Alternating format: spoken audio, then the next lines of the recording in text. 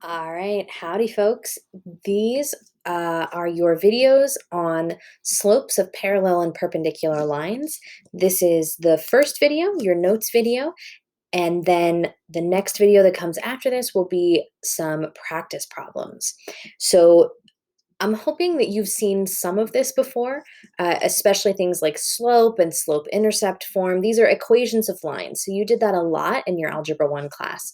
Um, but we're going to use it to talk about some geometric properties, right? Meaning things that are parallel or perpendicular. All right, so let's go ahead and jump into it. So before we can talk about what the rules are for slopes of parallel and perpendicular lines, before we can talk about that, we have to make sure we understand what slope is, what the slope formula is, right? Do a little bit of a refresher on that. Okay, so just as a reminder, slope in layman's terms, right, in the simplest terms, is just how steep a line is. Okay, but the more mathematical definition, right, is the slope is how much y changes every time x increases by 1 unit. Okay, so that's the like official definition.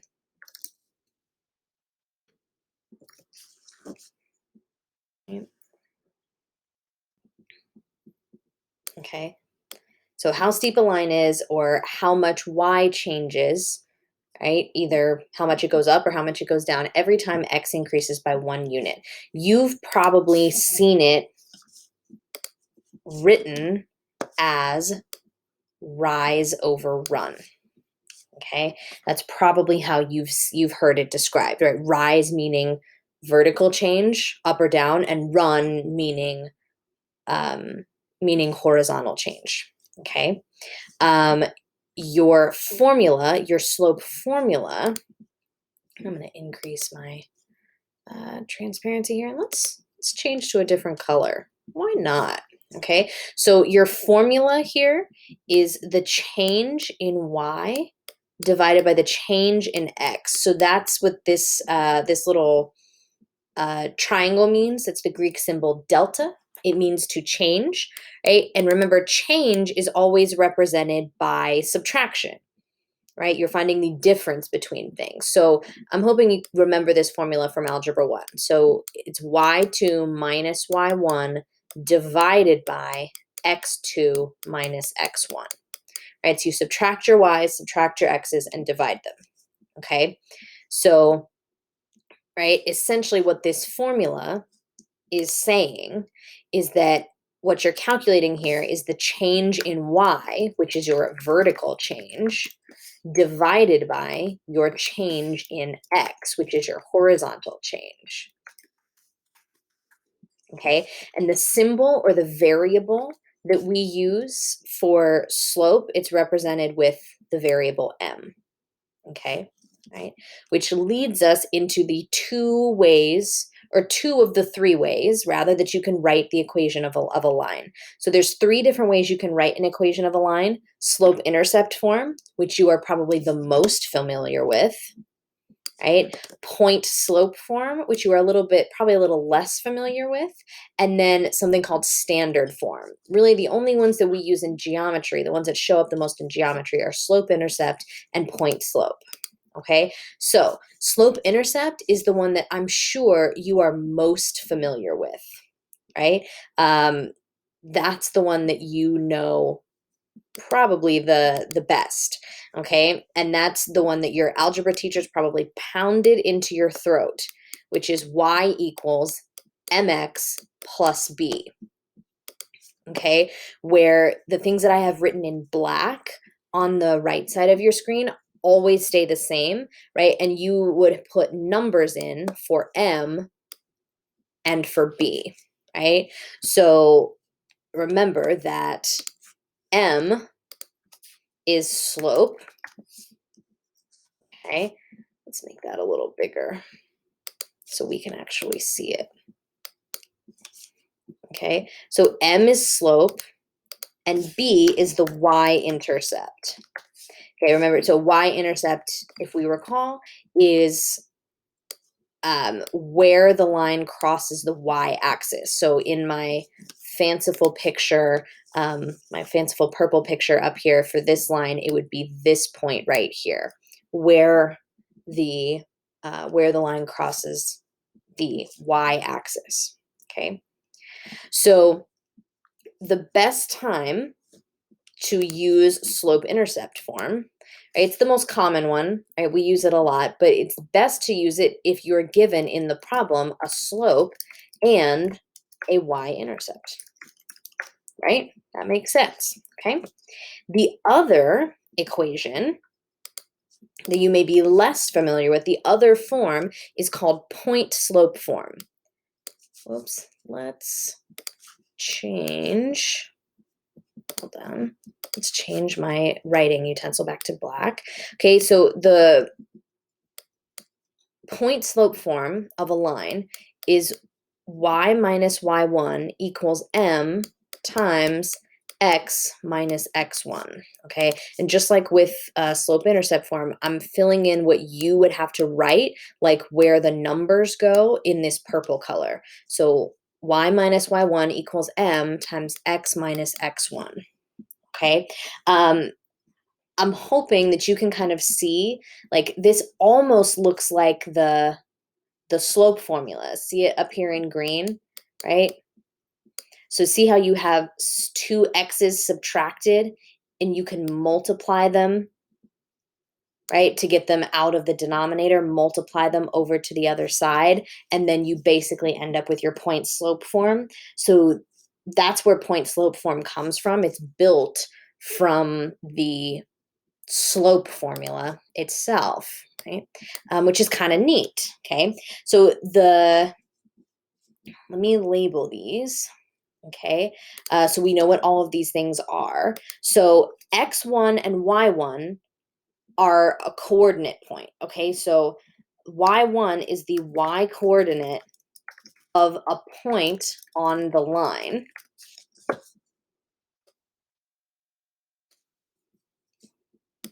Okay. Whoops. Okay, x1 is the x coordinate of a point on the line. Okay, and it can be any point on that line. Okay, and just like slope intercept, m is slope. Okay. All right, so the best time to use point slope form is if the problem gives you a slope and a point on the line, right? That's the best time. Problems that deal with point slope form are usually a little bit more complex because you have to do a little bit of algebra in order to take your point slope form equation and make it look like this, the y equals mx plus b, okay? So the best time to use this is if you are given a point on the line and a slope, okay? So that is your review of,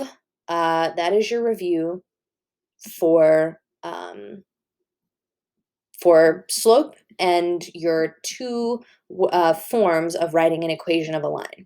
So give me a second because I have to do some erasing, okay? And then I'm going to scroll down to the second page. The screen's going to look a little different when you see it next. I'm going to make the slides smaller and the notes bigger so that you can see what I'm writing a little bit better. And then we will talk about what the rule is for parallel lines and their slopes and perpendicular lines and their slopes. So I'll see you in just a second.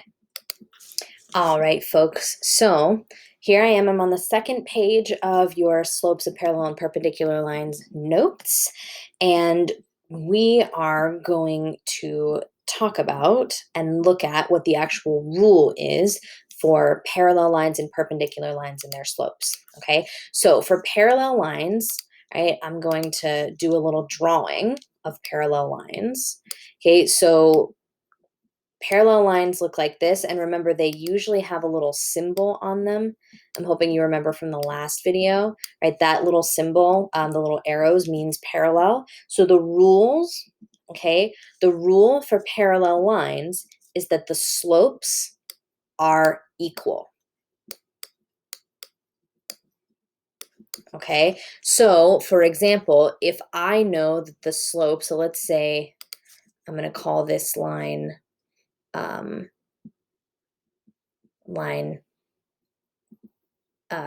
line H, and I'm going to call this one line J. So if I know the slope of line J is positive 1/2, then that means the slope of line H is also 1/2. Okay, no tricks. It's exactly that simple. Okay, all right. So I'm going to do 2 examples for you of how you would write an equation of a line, right, using that information. Okay, so I've got 2 different examples for you, one where you're given a y-intercept and one where you're given a point on the line, okay? So this first example says, write an equation of a line that is parallel to this line, y equals 2/3 x minus 1, with a y-intercept of 5, meaning this is the y-intercept of the new line. Okay, because obviously the y-intercept of the line that they gave us is not 5, it's -1. Okay, all right, so I need, in order to write an equation of a line, I need a slope and a y-intercept. Okay, so I know the slope of the line that I'm given is the number in front of the x, which is 2/3. Okay, these are parallel lines, which means that the slopes are the same.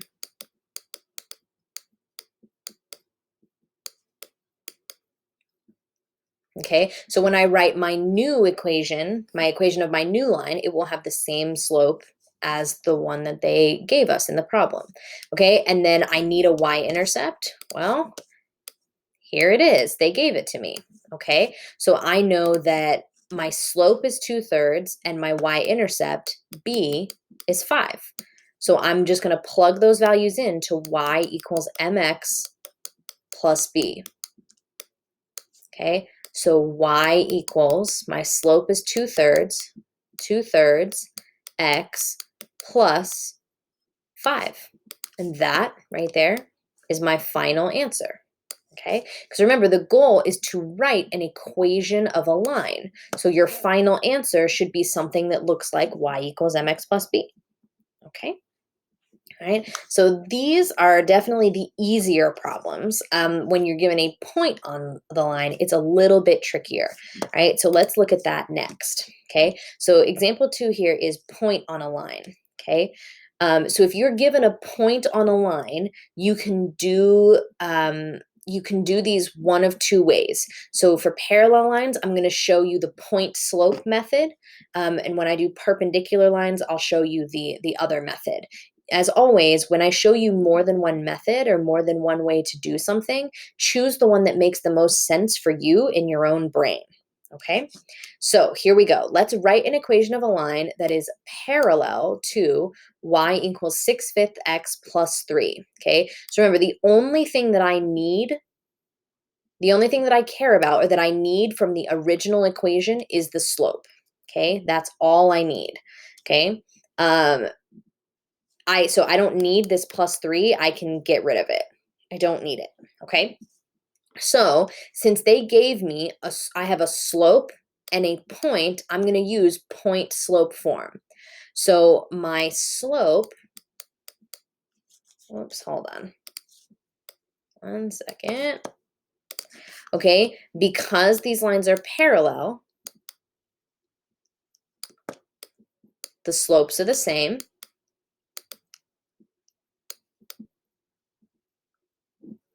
Okay, so that means that my slope is 6/5, and then my point is the one they gave me in the problem, 5 comma 3.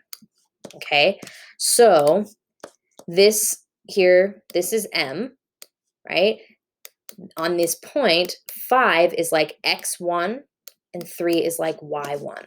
Okay, so remember the bare bones of your point slope formula, right? Point slope form of a line is y minus a number equals m times x minus a number. Okay, and we're going to fill in these 3 missing values right here, 1, 2, 3. Very similar to what we did with the distance formula. Okay, so y minus a number, and that number is y1, so y minus 3 equals m, which is 6 over 5, right? 6 over 5 times x minus a number, right? x1, which is 5. Okay, and I'm going to erase my underlines here so that we don't get confused and think there's an extra fraction going on. Okay, so now technically I have an equation of a line, but a lot of the times you want your equation of a line to look more like this, right? To look more like y equals mx plus b. So I need to do a little bit of algebra to make this equation, this kind of complicated equation, look like this equation, which is a little bit less complicated. So I know that I need to get y equals a number times x plus or minus another number. So I need to get rid of these parentheses on the right-hand side. So what I'm going to do is I'm going to distribute that 6/5, right, to get rid of my parentheses. So I have y minus 3 equals 6/5 times x is 6/5 x. 6/5 times 5, I'm going to kind of write this over to the side. So 6/5 times, it's technically times 5 over 1. See how you can cancel the 5s out, so you're just left with 6. So 6/5 x minus 6. Okay, and then my last step is I need to move this 3 over to the other side because I want my y by itself. So I'm going to do plus 3, plus 3. Okay, so I get my final form is y equals 6/5 x minus 3, because negative 6 plus 3 is minus 3. Okay, so that is my final answer. All right. Okay, so that's parallel lines, right? The process for perpendicular lines is almost exactly the same. The only difference is that you have to do one extra thing with the slope, okay? Because there's a different rule for perpendicular lines. Okay, so let's talk about perpendicular lines. So my drawing for perpendicular lines, okay, the definition of perpendicular, oops, let's change that to a black markup. One moment. Forgot to change this. Okay, so perpendicular lines look like this, okay, where the symbol and how you know that they're perpendicular is you have this little square right here, which means a right angle. Okay, so perpendicular lines always make right angles. Okay, so the rule or how you know that you're dealing with perpendicular lines is that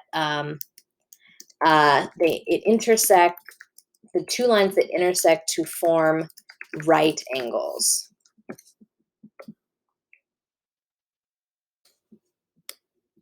Okay, so that's the rule. And then the rule for slope, okay, the rule for slope is that the slopes are what we call opposite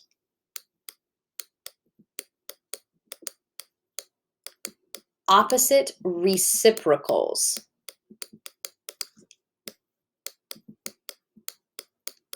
Okay, and you may be thinking, great, what does that mean? Okay, so here's what that means. Opposite means different sign, right? So if the original slope was positive, then the new slope will be negative. And reciprocal means that you're taking the fraction in your slope and you're flipping the numerator and the denominator, okay? So the rule, let me make this just a little smaller so it will fit in this space. Okay, so the rule to find the new slope, for new slope, is flip the fraction and change the sign. Okay, so rather than just copying the slope from the original line, you have to do these two things first to get the new slope. Okay, flip the fraction and change the sign. All right, so I'm going to show you what I mean in this example. Okay, so this example is they gave me a y-intercept and they gave me an equation of a line. So I want to find an equation of a line that is perpendicular to this line here. Okay, so first, they're perpendicular. So I need to flip the fraction and change the sign. Okay, and we're doing that to the old slope. So the old slope is -2. Now remember, you only care about the number in front of the x. I don't care what the y-intercept was for the original equation. Okay, so my old slope is -2. Since this isn't a fraction, what I'm going to do is write it as -2/1. Okay, so my new slope, m, is I'm going to flip the fraction of the old slope and change the sign. Okay, so if my old slope was -2, my new slope is +1/2. Okay, and then I have that my y-intercept, oops, we'll keep it as purple. Why not? My y-intercept, they gave it to me in the problem, is -6. So now it looks really similar to what you had in this example up here, where you had your slope and your y-intercept, right? And we're just going to plug the values directly in. Okay, so I have y equals something x plus something else, right? So I'm going to fill in my values. So m is 1/2, and then b is -6. So since I have plus -6, my final equation, oops, I keep forgetting to switch my colors back, y'all. Okay, so my final equation here is y equals 1/2 x minus 6. Okay, and that is my final, I've bled over here. That's my final equation. That's my final answer for this one. Okay, all right, last example, and then we're basically at the end of this video. Okay, so this one here, in this example, I'm going to do one where, again, I'm going to give you a point on a line, okay? In the previous example with parallel lines, I used point slope form. If you're looking at this and you're like, I really don't like point slope form, like I don't love doing all the algebra and stuff, like I don't want to have to remember that equation, like I like y equals mx plus b, that works better for me, cool. So the one that I showed you for parallel lines is the point slope method. Okay, so this one up here is point slope method.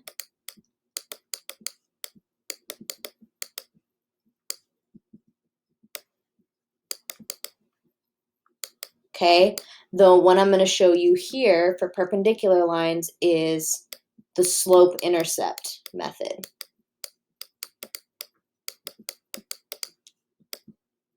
Okay, you can use either method for any problem like this.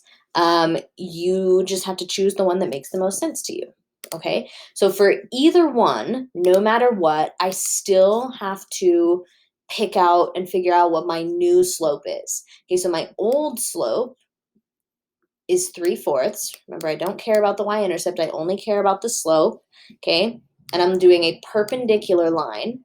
So I need to flip the fraction and change the sign. So if my old slope is 3/4, okay, then that means my new slope is, I'm going to flip the fraction right? So that instead of 3/4, it's 4/3, and change the sign. Since the old slope was positive, the new one will be negative, okay? So that's my slope, okay? And then I have a point, right? I have this point, -3, 1, okay? So that's my point, -3, 1. If you like the point slope method, which is what I did for the parallel lines, you can follow the exact same process that I followed for parallel lines to write this equation. Okay, but I'm going to show you the slope intercept method for those of you that like that better. Okay, so you have a slope here. To do slope intercept, you need a b, right? You don't know what the intercept is, but what you do have right now is an x and a y. Okay, so I know my equation, my general equation in slope intercept is y equals mx plus b. And what I have right now is I have a slope, but I also have an x value and a y value. So I can plug those values in.